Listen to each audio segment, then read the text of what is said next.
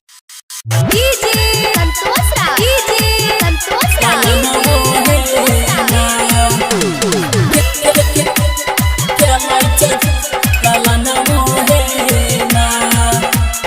Angika recording studio Rupauli Purnia Bihar.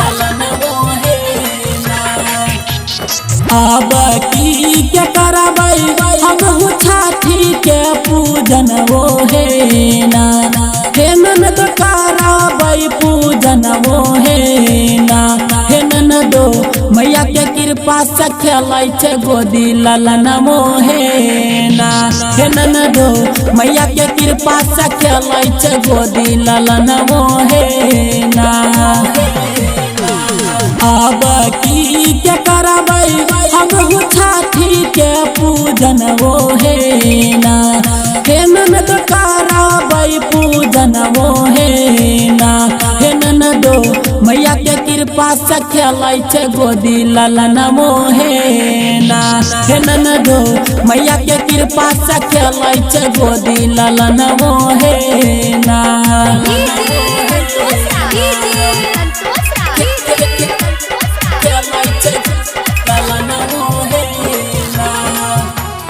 Angika recording studio Rupauli Purnia Bihar.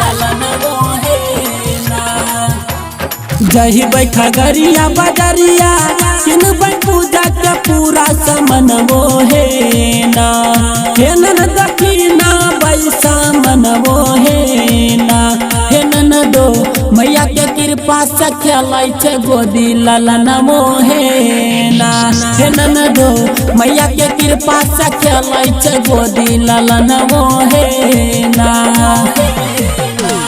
जही बैठा गरिया बजरिया किनबै पूजा के पूरा समन वो है ना, हे ननद दक्षिणा बैसा मन वो है ना, हे ननदो मैया के कृपा से खेलै छै गोदी ललन मोहे ना, हे ननदो मैया के कृपा से खेलै छै गोदी ललन मोहे ना।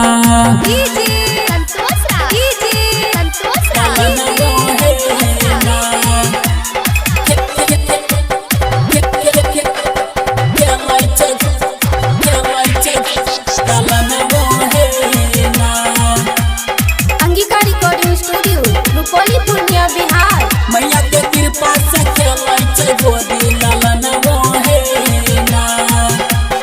राइटर बिपिन परमद से हम गाबै छठी भजन मोहे ना, हे ननद गाबै भजन मोहे ना, हे ननदो मैया के कृपा से खेलै छै गोदी ललन मोहे ना, हे ननदो मैया के कृपा से खेलै छै गोदी ललन मोहे ना।